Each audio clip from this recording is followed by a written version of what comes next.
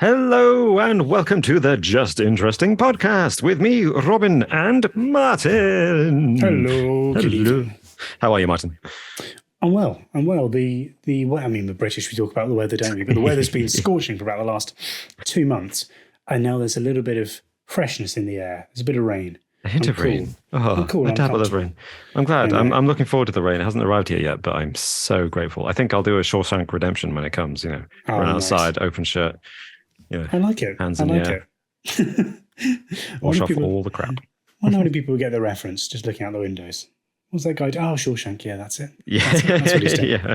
Cool. It was amazing. Yeah. Did he change into that prison outfit before he got out there? And why has he smeared himself with sewage? What's going on there? Yeah. That's dedication, man. It's dedication. Yeah. But yes, today we shall be talking about the Boston Strangler. Ooh. And this is obviously a fairly dark topic. And thank you, Martin, for indulging me, because I was inspired to talk about this by the film that recently appeared on Hulu, if you're an American, or Disney Plus, if you're anyone else, with Keira Knightley and Carrie Coon in a film about the journalists who uncovered, so to speak, the Boston Strangler case of the 1960s. And the film was very interesting, very good, but it also had some things I thought, is that true? And then that's what I wanted to discuss tonight. The case of the Boston Strangler, and does this new film really live up to the truth, the historical truth? But before we get to that, we'll talk about comments. We'll respond to your comments from the last couple of weeks. And before we get to that, I believe, Martin, you have a riddle for us, don't you? I do have a riddle. Ooh. So riddle me this. Okay. I have cities but no houses, forests but no trees, and rivers but no water. What am I? You have cities but no houses, rivers but no water, forests but no trees. That's, okay, have a think. And tough. Yeah. And if you're at home and you're hearing this, drop your answer in the comment section. Yeah. Let us know what you think. The only thing that comes to mind is football teams. Man City, not Forest. And actually, no, the Rivers doesn't work. River. Doesn't work so much. No, not really. Man, yeah, what is it? Oof, I'm intrigued. Okay, yeah, looking forward to the answer for that one. And everyone at home, feel free to let us know in the comments what the answer is. Those of you listen to us on a podcast platform of your choice will be aware, because we say it pretty much every week, that this podcast goes live on YouTube.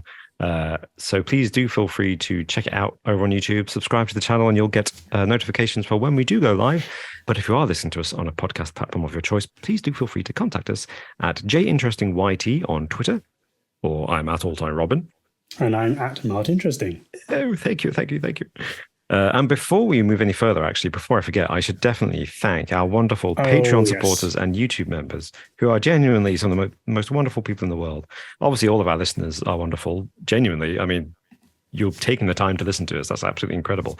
But these people go above and beyond. And I particularly want to thank James, Still Not Bitten, Safu1, Rashad Najar, Caleb Wilkerson, Kurt Jones, John Baker, Janie, Henny Ruffle, The Super Show Podcast, Alex and Jamie, and Chris. Go check them out. Great podcast. Nicholas Dill, Emmett Tapia, Ahmad, Peaswad, Josh Tromatek, A Filthy Casual, Simon Workman, and Captain Wonky. So thank you so much, all of you. But those are just the named ones. There are a whole bunch more of you who support us on Patreon and YouTube, and you are wonderful people. Thank you so much for keeping us going and for enabling us to do interesting things like going to York to film a couple of documentaries, one of which is already live on the YouTube channel. The other one will be published in the near future. And for doing our odd kind of video essay things, like you did a great one about the Pope killing cats or something, Martin. That was a while ago. Yes. The Pope killing cats. And more recently, Robin, you went and looked into the origins of Bram Stoker's Dracula, didn't you? I did, yes. I was in Whitby and made a video about it. Hopefully an interesting one. And I do love the novel Dracula. So any excuse to talk about it, I will take. Speaking of talking, what do our listeners say, Martin? Any comments that you want to respond to? Yes, well, I wanted to have a look. Well, I was intrigued actually looking through the comments about how many people knew about the Max Headroom incident. So we spoke about this a few weeks ago now, and I think it was in replying to another comment. I said on last week's episode, like, oh, it's interesting that Max Headroom, of course, it's a British TV show. The character, the characters from a British TV show. It was being aired during Doctor Who, which is another British TV show. But of course, it happened in Chicago. Yeah. And I thought that was quite interesting. Interrupted like a TV show in Chicago. And there was a whole load of people that replied saying, oh, no, I'm from America and I knew about Max Headroom. So Camera Shy Coco, absolutely familiar with Max Headroom. Same with Alan Half 2489. Max Headroom was broadcast regularly on American TV, first on Cinemax and then on ABC. And various other people said the same thing, which is pretty interesting. And so Camera Shy Coco made a good point. She said, perhaps it's an age thing. And perhaps it is. Perhaps it is, because I didn't know about it from the UK. So Max Headroom, my first exposure to Max Headroom was from the incident, not from the show itself. So it's interesting to know that actually it was pretty popular in the US, maybe even more so than the UK. Okay. Yeah, that's good to know, actually, because I was a bit worried when we were talking about that because it was a UK thing, that our American and Canadian listeners just wouldn't know what we were talking about. But they did, which is good. It's always a concern. Sometimes, especially when we're talking about politics as well, it's like, will this just be completely out of touch to anyone that's not from the UK? So we reserve that for a little more interesting. We do. A little more interesting, which is our Patreon and YouTube member exclusive kind of extra podcast episodes, I guess, that go up for them to watch at their leisure. And we do often talk about politics, although we try to avoid it because it's a bit grim. I was going to say at the moment, but... just for the last 7 years, at least. Forever. just terrible. Forever and ever. Amen. Oh, dear. Well, there was a comment on our last episode, which was parents versus non-parents. Strange facts about what happens to your body when you become a parent. Including some incredible things, and that almost make me want to become a parent. Oh, almost. Not quite. The whole stress and sleep deprivation thing still doesn't appeal. Yeah. We'll see. We'll see what happens. But from LW7340, we responded to a comment that they made on a previous podcast. Saying, and they suggested that we do a podcast episode about military blunders. And we said in our last episode about parents, we said, yeah, that's a great idea. And then I went to our list. We got a list of ideas that we would like to talk about on the podcast. And I went to add this to the list. It's such a great idea. We'd already thought of it. We'd already thought. This is the geniuses that we are, folks. I know. This is what this is why I'm bringing this up. I just want to, let you know that we really are ahead of you in every way. We really aren't, by the way, for the record. We really aren't. Yeah, to clarify that. It probably says more. I hope it says more about the fact that some of our listeners, at least LW7340, is a like-minded individual who thinks, yeah, let's do this. Also want to say thanks to another commenter on last week's episode about parents who... I'm sorry, I can't find your comment to read out your name, but you suggested a book that we could read to get ideas for military blunders. So thank you for that. You know who you are. Please do feel free to comment on this episode to remind us who you are. Sorry, there's sometimes the comments get lost in the mix. Another comment that I'd like to bring up was from Taco Cat 3523. Yeah. And they responded to the community post linking to a little more interesting on Patreon. Yeah. And saying this was a great little episode. And would be great if you could do another one. And this was related to the Am I the Asshole episode. And that was when you and Alex, I believe, I haven't watched it actually, but I believe you and Alex responded to Am I the Asshole posts on Reddit and were deciding whether they were the asshole or not. That was exactly it, yeah. Which sounds like a great concept. And I'd be well up for doing one of those with you at some point, Robin. So great, because as soon as after we record this one, we could do that. We can do a part 2. Yeah, so let's do a follow-up, So if you're not on Patreon, don't support us on Patreon, then you can listen to the Am I the Asshole episode by heading over to Patreon and supporting us for whatever you like. Oh, excellent. And thank you for that, Taco Cat, for that comment. It's good to know. Great feedback. I've got another comment I'd like to draw attention to before we move on to the main discussion, which is from Microtech5871, who says, last episode, about parents living longer or whatever it is. we were talking, and in the background, Martin, there were noises, and they were kind of a rattling noise. And we know what it really was, but Microtech 587 suggests the rattling sound is Alex inside a burlap sack, like the movie Audition. Martin has him trapped. I've got him. He's okay for now. Yep. Just Alex trying to get out of a big sack. Although, have you seen Audition? No, never seen it. That was I think, fairly notorious film that came out around the year 2000, I want to say. Japanese film about a very attractive young woman who uses online dating to lure a guy back to her flat. Oh, okay. And it turns out he's not the first man she's lured back to her flat. Right. Yeah. It's pretty sinister, pretty gruesome. And I recommend only hardcore fans of gory Japanese horror watch it. I can't really recommend it to anyone else. It was good, but from on an objective level, rather than an actual kind of I'm enjoying this. Yeah, wasn't that kind of film at all. Yes. Speaking of films, I mentioned the Boston Strangler film. That's new out this year on Disney Plus. If you've got Disney Plus or Hulu, if you're in America, it may be available on other streaming platforms. I don't know. If you're interested in good dramas about journalists or about serial killers, whatever floats your boat. Yeah. This is a good kind of cross section between the two. It combines the two. So let's talk about it, shall we? Let's talk about the Boston Strangler. Yes, let's.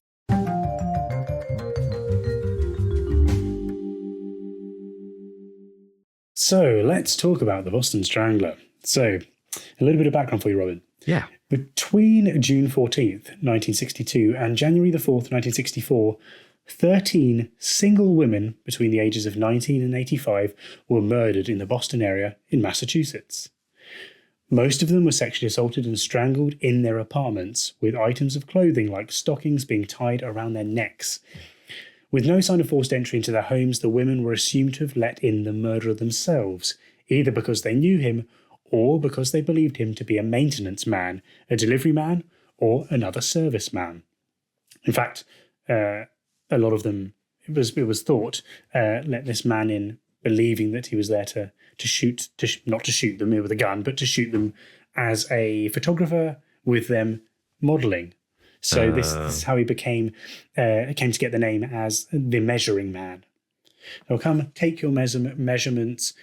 I'll take your photos. Right. Quick, don a leotard was what some of the in the early stages that when they reported this man for sexual assault before the supposed before the murders happened. Right. This was like the MO, right? Came in, pretended to be a photographer, the measuring man, etc. Right, and he'd say, get changed so I can photograph you in this outfit, and then he would assault them. Exactly. And also as a detective. So on October 27th, 1964, a man entered a young woman's home posing as a detective. He tied the victim to the bed, sexually assaulted her, and then suddenly left saying, "I'm sorry," as he went. This woman described the attacker, and this led people to identify him as Albert DeSalvo, a known serial sexual offender who had like a crazy sexual, appetite. Was known for it. Was previously in the army, I believe, and it was said actually that he'd, within his stationing out there over the course of a couple of years, had sex with more than 2,000 women. So he was very much hungry for sex constantly, which may have led to this kind of, this sexual offending. Yeah. Wow. So he was under arrest in Bridgewater Psychiatric Hospital for rape, and he befriended another inmate at the time, a guy called George Nassar, who was schizophrenic, and had murdered a man at a gas station. And Nassar told his lawyer, a guy called F. Lee Bailey, who actually later defended O.J. Simpson, that DeSalvo had confessed to him all of the Boston Strangler, all the murders attributed to the Boston Strangler. Okay. And then as a result, Bailey acted as DeSalvo's lawyer to handle these confessions to the police on the condition that it wouldn't be admissible as evidence in court. What's the value of a confession that's not admissible as evidence? What's the point of that? No, exactly. Apart from, I don't know, some potential closure for the victims' families. I suppose you can make that argument. He's probably going to be locked away either for another murder or put in the psychiatric ward for the rest of his life. I guess he's already in jail, so the confession, gives closure. I still think that's a thin argument. If I were a judge, I don't know if I'd accept that. No, it seems a little bit like having your cake and eating it, doesn't it? I mean, having a look, there was no real physical evidence that the crimes connected to Salvo, and I think it's something that comes up in the film as well. Is that physical evidence wasn't there? It was just the confession of him, and there were plenty of inconsistencies, inaccuracies, and so the prosecutors couldn't bring a strong enough case against him. So instead, he was actually convicted for the rapes as opposed to murders, and spent life in prison regardless. But the Boston Strangler killings remained unsolved as a result of this. So, right, because if you go online, the first thing you'll see if you type in Boston Strangler is Albert DeSalvo. Like, he's the Boston Strangler because he confessed, but actually they're officially unsolved. That's weird. But the film, actually, everything you've described is pretty much in the film, but the film takes a slightly different approach in that it follows two journalists, female journalists, played by Keira Knightley, who plays Loretta McLaughlin, and Jean Harris, who's played by Carrie Coon. And they're important because at the time, women just weren't investigative reporters. They just weren't allowed. And the film kind of really makes that point quite strongly and effectively, and in a good way. It's not beating you over the head with it, about the fact that these two women are trailblazers, essentially. And they worked for the Boston Record American newspaper, and Loretta and Jean caused a sensation for the articles that they published because they were the first people to publicly connect several of the murders. Up to that point, the murders weren't connected, and they were the first ones to say, actually, there's enough similarities between these murders that it's a serial killer. Interesting. And I mean, like, serial killer as a term, like, it must have been pretty new around then, right? I mean, I think you're right, actually. I think it was it? I think it might be. I mean, these killings. What was the date? I mean, we're talking like probably only 10 years by the looks of things, approximately 10 years before the term serial killer officially comes into usage. Was used, serial homicide. Yeah, multiple murderer, I think, was the common phrase before that point. Right, yeah. But that could equally, in fact, I think it does still, like mass murderer applies to someone who can get a gun and just spray it into a crowd. And that's also a multiple murderer. But a serial killer evokes that particular brand of psychopath who preys on their victims and does horrible things. Yeah, so these murders happened between summer 1962 and winter 1964. And these two journalists, Loretta and Jean, caused a bit of a sensation because they investigated so well. They revealed details of the crimes that the police didn't actually want in the newspapers. And the police tried to suppress a lot of their reports because they were sharing a little too much information. These two women also coined the name Boston Strangler. So we have the name of the serial killer because of them. And it must be said that the Boston Record American newspaper shamelessly used the fact that they were women to sell the newspapers. And they were the first time the reporters' photos were published as part of the reports because they wanted to be like, oh, look at these attractive women who are investigating. And I don't think it was who kills women. Yeah, exactly. Yeah, these crusading brave females, which they were, but I don't think the paper was being particularly noble in its celebration of them. No. Yeah. But as well as reporting on the killings, in the same reports, they criticized the police investigation and made a lot of accusations about how the police investigation was being mismanaged. Eventually, after 29 articles on the Boston Strangler, they were taken off the reporting of the Boston Strangler murders because of political pressure from both within and without the newspaper.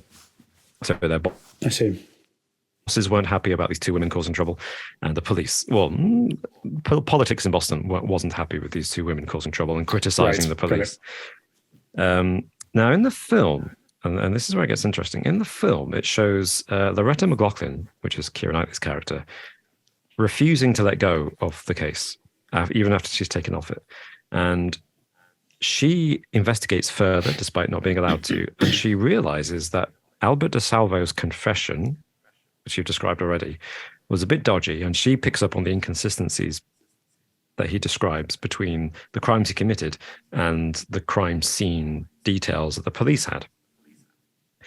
And she realizes that he couldn't have killed all the victims.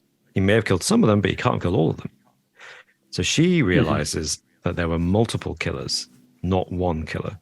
And maybe Albert DeSalvo was actually a patsy, perhaps for George Nassar, who's the prisoner that he met and confessed to. Yes. This is what the film shows. And incidentally, the reason that George Nassar is a suspect is because, as the film shows accurately, a neighbor who'd been come into contact with the potential killer of one of the victims was shown a police lineup with Albert DeSalvo and George Nassar in it. And she identified George Nassar, not Albert DeSalvo, as the man that she'd met just shortly before her neighbor was killed. Interesting. Yeah. I mean, I always think with police lineups, if there's two people that look even relatively similar, it's very difficult. I think in real time, it's very difficult to identify someone, isn't it? Yes. Like at the time of something, unless they're really distinctive. Yeah. And if you look at the picture of George Nassar, you know, he looks fairly similar to Albert DeSalvo. Fairly similar to and it's not too far off. Yeah. At a glance, like if they were to whoosh past your face. Okay, so you think that maybe it could still be Albert DeSalvo based on that? Well, potentially based on that alone. Yeah. Okay. Yeah. That's a reasonable point. I mean, I don't know how. Actually, I'd like to know because I don't know if the police lineup process is particularly scientific. They've got the height chart behind them, and then they all just walk in. And it's like, is it really the best way to view people? I don't know. No, never had the privilege, I guess, of. I guess it'd be kind of in a non-criminal setting. It'd be quite fun. Yeah, like you see some person doing something. It doesn't matter what, like playing football in the park. And then it's like, which one of these people was playing football in the park? It's like, good question. Yeah, actually, I wouldn't mind doing that. And would you be able to then identify them? You know what we should do? We should do a kind of immersive experience. Like Secret Cinema, where you dress up and... Oh, yeah. Tangent now. But we should do that, Martin. We should set up a whole thing where you go into a location with actors, and the actors do stuff, like one of them pretends to, I don't know, puncture a tire or something, and then you get taken to a lineup, and all the actors line up, and you pick out the person and see how many people. That does sound quite good. I think that would be fun. Actually, we get I think people enjoy that. Because then I'm sure there've been studies on that, like that must have been. Identifying people. Yeah. Of course, it's nothing like seeing someone commit a crime. Maybe you're focusing more on what their face looks like. Yeah, but in this case, it's someone she walked past before a crime was committed. Exactly. Yeah, not necessarily. Yeah, no, it's true. That's a good point.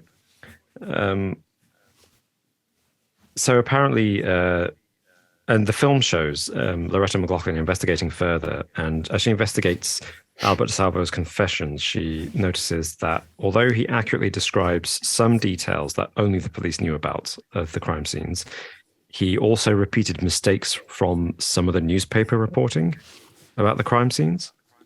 They had this weird mix of accurate details that were suppressed from the newspapers by police, but also inaccurate details that were misreported by the newspapers. Oh. So that's a bit dodgy. Yes. She also, listening to his confession, realizes that the person interviewing him for the confession, the taped confession, which is Assistant Attorney General Bottomley, I know, Good great name. When listening to it, he shows DeSalvo pictures of the crime scenes. So DeSalvo says something, and Bottomley is like, shows him a picture and says, "Is that what you're talking about?" It's yes. like, obviously that's going to... That's not admissible. Like, come on. No, you can't do that. Just out of interest, in real life, Bottomley, who was in charge of the case, also consulted a psychic to try to solve the case. So, Man, this happens way too often. why is this a thing? They do it, don't they? Like it does happen in like police investigations of the past. Yeah. But there's like there has been various cases where police have gone to psychics. Yeah. It's like Jack the Ripper is a famous example, I think, and then although rumored, and then a bunch of others. So I did look into in more detail some of the things the film tells us and how true they are. And broadly speaking, the film is accurate, but I thought I'd just list a few things that the film shows which actually aren't true. And I think I'd like to ask your opinion after I've told you what the items are. Because I think it's problematic when films are inaccurate, but I think it's particularly problematic when films like The Boston Strangler are mostly accurate and then do some things. They create some license on certain bits. Because then you blend truth and fiction. It gets difficult. I know. It's much better if it's all just crazy. Like Inglourious Bastards is That's a great better. example. Yeah, that'd be better than having another war film that's slightly inaccurate. In fact, have you seen that? I mean, this is a good series. Again, tangential here, but Penguin Books YouTube channel. Shout out to Penguin Books. Oh, yeah. I've done a couple of videos where they get a war historian on, and he rates for accuracy and for how good it is, but for accuracy mainly, how true to real life certain scenes are in war films, and it's pretty good. It's pretty good, and I love that kind of video. I didn't know Penguin were doing it. Yeah, it's Penguin on YouTube. Oh, I'm going to watch that. And of course, I watched the Wired ones and the other ones. Yeah. Oh yeah. Yeah, and History here is another channel. Yeah. What's there's some ones that you're like, oh, okay, that's surprisingly accurate, like a Hacksaw Ridge. But it's not all like it's not all like the story necessarily, but it's in like how things would happen. Like yes, how the clothes literally how things are portrayed. Yeah, I love that kind of thing. Actually, those soldiers, most of them are wearing this type of coat, whereas some of them are wearing something else, and that kind of thing is great. Yeah. But yes, no. Back to the matter in hand. Yeah, no, agreed. If something's slightly off, it's much worse. How would this guy respond to the Boston Strangler? And I can tell you some things he might pick up on, which are, I mean, the first thing, and it's understandable, but the first thing is that, as we've said, the killings took place from June 1962 to January 1964. But the way the film presents it, it feels like it takes place between 1962 and 1965, and actually feels like it takes place in a much shorter time frame until towards the end, the date 1965 comes up on screen, and then you're like, oh, it's been 3 years. So it doesn't do the passage of time particularly well. But then it's even more problematic because something which we haven't discussed yet, but I'm sure you'll tell us to wrap up the whole story after I've described this. A key event that kind of ties up this whole story happened in 1973, and the film doesn't make clear that it's happening in 1973. The film makes you feel like it's happening in 1965, like it's all happened over a period of days rather than years. Got it. But what that particular event is, you'll describe in a moment. The other thing the film gets wrong, or misrepresents, I should say, is that it makes it. The journalists uncover the similarities between the killings and identify them as one killer's work by noticing one key detail in particular, which is that the Boston Strangler uses stockings to strangle the victims. And the film shows you photos of the crime scenes and has the police describe it and has the journalists describe it as always using stockings. It's the same killer. But actually, in real life, the Strangler used stockings a couple of times, but also used bras, scarves, a pillowcase in one instance. What's there? Yeah. Yeah, and that was part of the thing the police had a problem with. There wasn't actually a consistent modus operandi between the killings. Yes, they were strangled and they were sexually assaulted beforehand, but apart from that, there's all kinds of differences between the crime scenes and the nature of the killings, and it seems like he just grabbed whatever was to hand to strangle them with. I think in one case he actually uses his hands. So the film kind of misrepresents that. I'm listing these things in order of what I think is like they're getting worse as we go on, because the next thing the film does, obviously, because Keira Knightley is the main character and Loretta McLaughlin, who's a real person, by the way, was very celebrated Boston Strangler and her later journalism. she's the central character, and the film presents it as though she leads the police to Albert DeSalvo. Right. Yeah. And that at the very end, he agrees to tell her the truth over the phone. And she's rushing to see him before things happen that mean the case will never be solved. But that's not true. That's just simply not true. The police found Albert DeSalvo independently of her. And it was the whole bit of the film where she's just Albert DeSalvo calls her up and says, "I want to talk to you." That didn't happen. It was actually a doctor, Roby, who's the psychiatrist for the prison in which Albert DeSalvo was in, who that Albert DeSalvo called and said, "I want to talk to you, and I want to tell you the real truth." And they present Loretta McLaughlin with having a belief and a kind of instinct, a hunch that she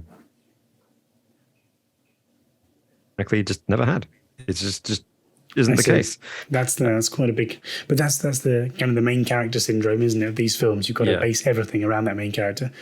You pull in elements from history and attribute it, because otherwise the film is disjointed and the narrative doesn't really work. Yeah, so you have to introduce and care about other characters. Yeah, so you're right in that respect, but I feel like there are ways around that. You know, you could, for example, there's a character played by Alessandro Nivola, who's a police detective, and he's not real. He's not a real person. What he is an amalgamation of several other police detectives. Right. And that's okay. I'm okay with that because, you know, like you say, for streamlining a story, for making it easier to invest emotionally, characters into one, that's fine.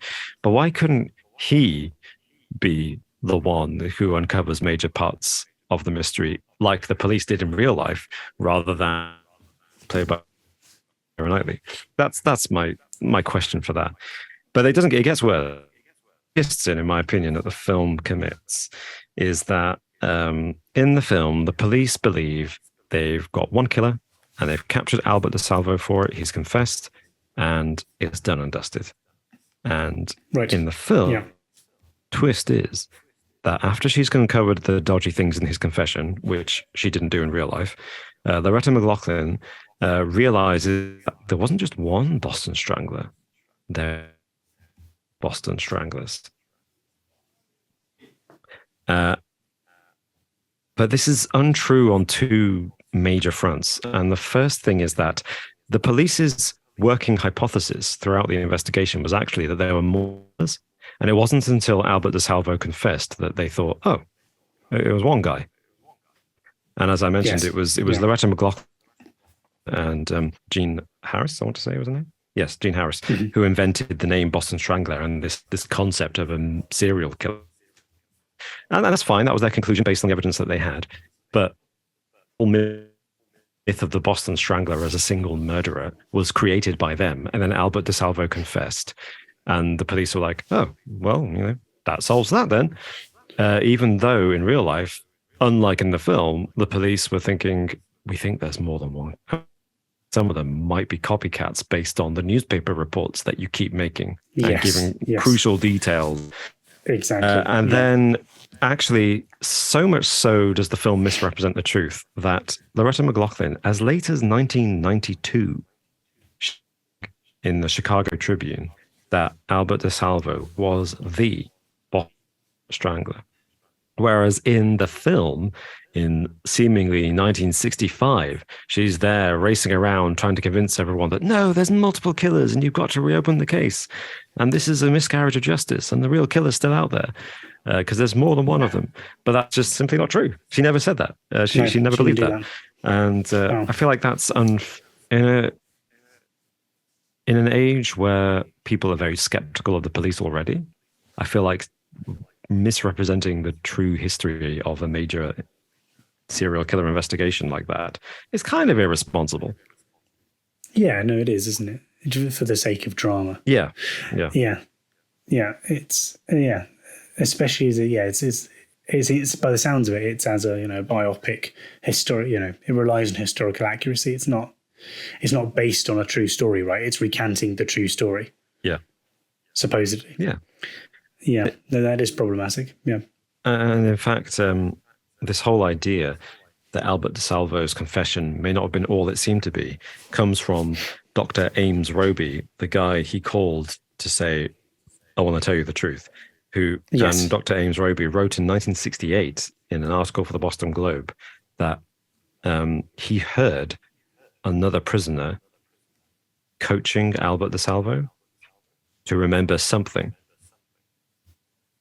At the time, he didn't know what it was, but he said, I'm not sure this guy's confession is all kosher, because I'm pretty sure that other prisoner was training him to remember something.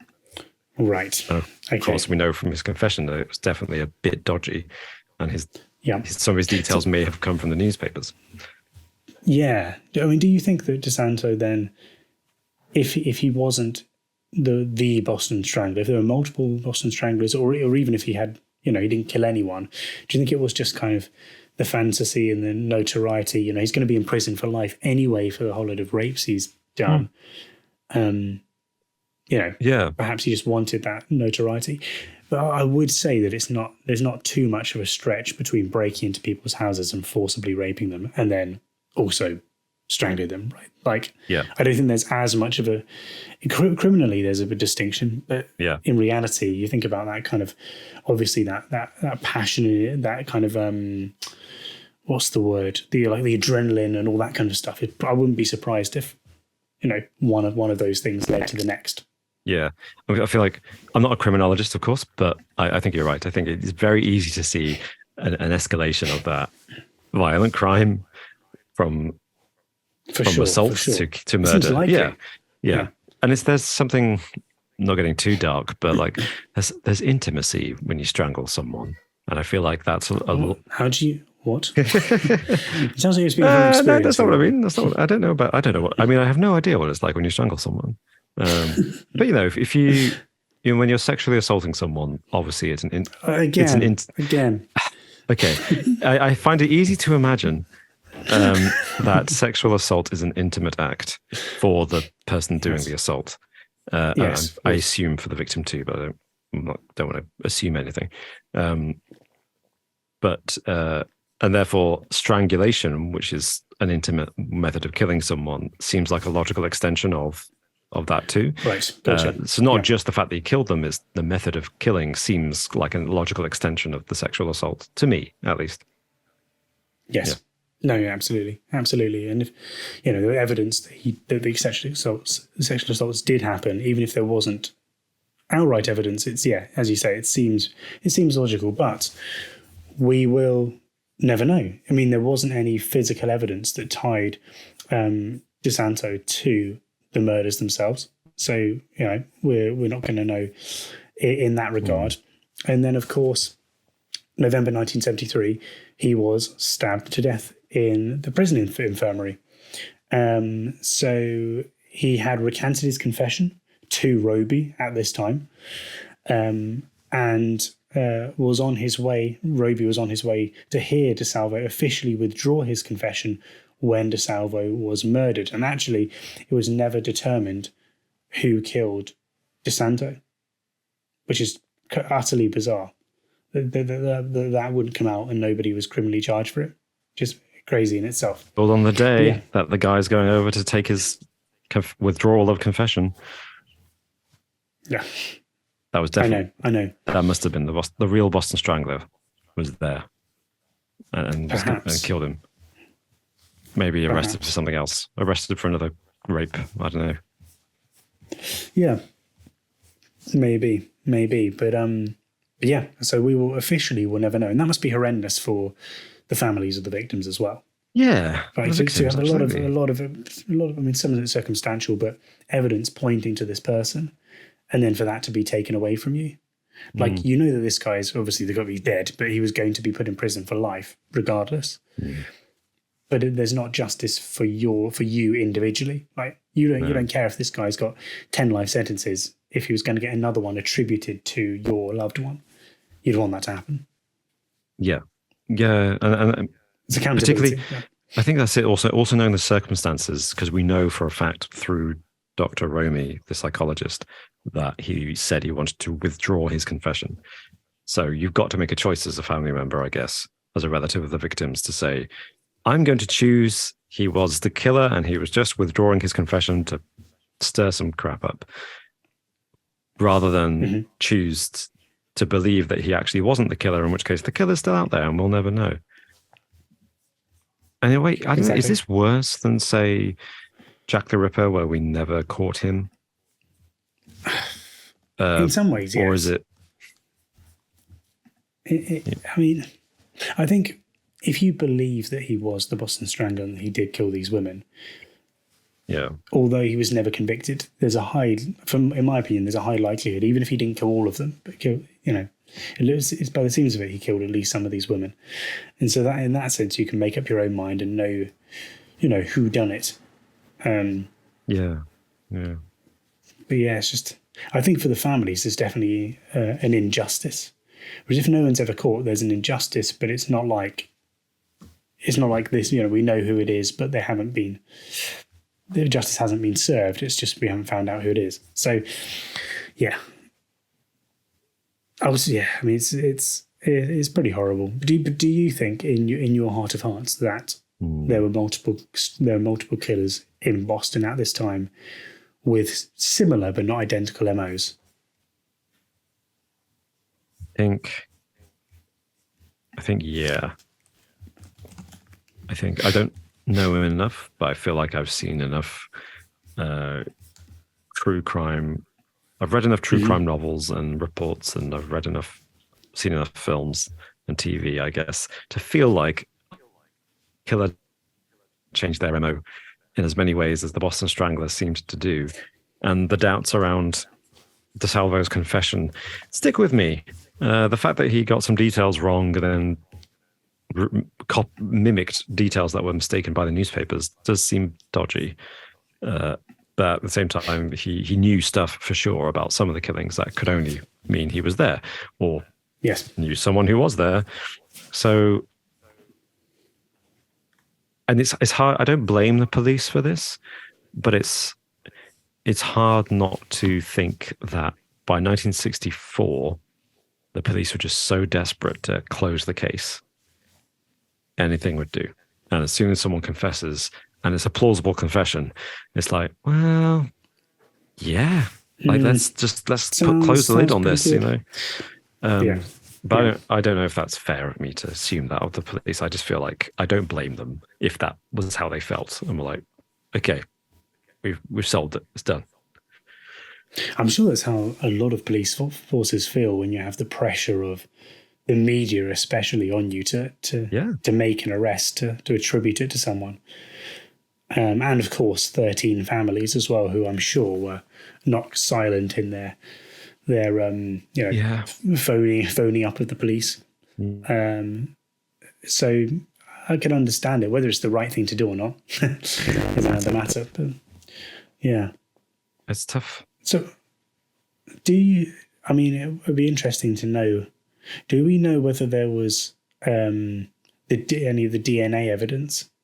There's any, we've spoken about it before, about going back to historical cases and being able to definitively solve many years on. It'd be interesting to know if there was any movement on that side of things. DeSalvo's remains were exhumed in 2013, and DNA was compared to DNA from the crime scene uncovered in 2001, and there was a link.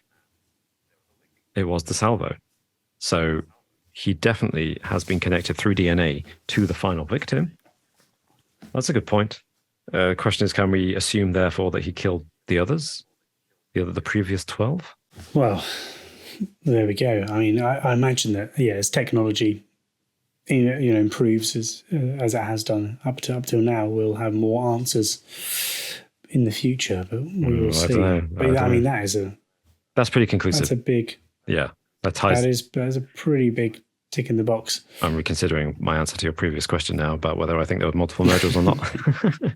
DNA. So thanks for discussing that with me, Martin. I was really interested by it, by the film, which is a good film, by the way. It's a pretty good film. I rank it fairly highly on the list of journalists investigating serial killers.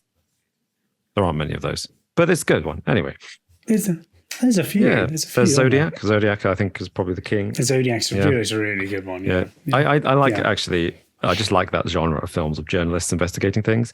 All the President's Men. Yeah. The best ever. The Post is pretty good. The Post That's is pretty good. Yeah. Zodiac, of course. Boston Strangler. Well, there's another one. There's another major one that I'm missing, but never mind. It's not what this podcast is about. No. So what would you recommend it then? So you're thinking, what, 6 out of 10, 7 out of 10? Yeah, leaning towards 7, I think. Yeah. Okay. Well made, good story. And one thing I haven't mentioned is that it's very 2023 in the fact that it really leans into the theme of women's place in society and women's treatment by 20th century society. But of course, things haven't changed too much. And it's good drama and good kind of serial killer thriller as well. So it works on both. Serial killer vibes. Cool. But I wouldn't go in with like really high expectations because I think it's sure. It does some things that are a bit. If you're familiar with you clearly watched the films that we just listed and talked about. So if you've seen those films, then you'll watch Boston Strangler, and you'll see a few similarities. If it might be like, I wonder where I got this idea from. Classic things. But I want to know, Martin. Firstly, I want to know what our listeners think. Please do tell us, either in the comments below on YouTube or on Twitter at JInterestingYT. Who do you think was the Boston Strangler? Was it Albert DeSalvo or was it multiple people? Tell us, please. And also, Martin, I must know, what on earth is the answer to that riddle? The riddle. So yes, again, I have cities but no houses, forests but no trees, and rivers but no water. What am I? Cities, forests, and rivers. Yeah. Any late guesses there? Honestly, no. I'm really stumped. Well, the answer is a map. Oh, that's good. I like that. Cities. That's a good one. No houses. Yeah. Forests. No rivers. Yeah. That's very clever. Yeah. Sorry, rivers but no water. That was it. Yeah. Darn it. I'm annoyed. I didn't even think of that. I like maps. I'm a fan of maps. I was terrible at map reading though. I think we did it for 1 year at the age of 11. And when you're that age, you'll be like, what the hell's going on? You basically just come out of junior school, haven't you? Yeah. I used to be fairly good at maps, but then since my smartphone was able to give me a map with my location on it, I look at a real map and I'm like, I have no idea where we are. Especially, even if my phone, it does a weird thing where if I put it on like the walking mode, the arrow, the directional arrow doesn't change. So I'll be facing the way that when I turn on the maps, I'm facing, say, north. Yeah. And then when I walk east or west, I'm still, according to maps, facing north, but the arrow is just moving. And it's just very confusing then when you get to a junction, you're like, so the arrow is pointing that way, but actually I'm not pointing that way. I'm pointing this way. That's wrong. And then you have to work out that's just confusing. Which way to go. It's confusing, but for a map reader, if you're actually good at maps, you'd be like, there's even a dot moving in the right direction. How do you not know where this is? I do feel like, the olden days with holding an A to Z up to the steering wheel, like that must have been a nightmare in big cities. Oh man, yeah. But alas. But I used to have fun with that. I was the navigator. I had the map open on my lap in the passenger seat, and I'd be telling us where to go. And now I look at it, I have no idea. Especially since if you're driving on motorways now in the UK, we finally, this is probably very familiar to American audiences, but we finally got into 3 and 4 lane motorways being the standard thing. Whereas years ago when I used to navigate, they were still on 2 lanes. So you could see some countryside around you and be like, oh, there's a way marker. I can find that on the map. But now it's just 8 lanes of tarmac. I'm like, I have no idea. Just can't see beyond the grey. Just can't see it. Beautiful. Yeah, It's a dystopian future. It's the way we're going. We're just going to be, was it Mega City 1 from Judge Dredd? That's Britain's going to get there first because we're a small island just building constantly. It's true, actually. Yeah, probably do. Anyway, thank you for listening to us. Thank you for joining us. Hopefully, we'll be back next week with a full complement of 3 of us. And hey, we'll probably do a quiz, which will be great. And thank you so much for listening to us. Please do share your thoughts and comment below, and we'll see you the next time. See you soon. Bye-bye.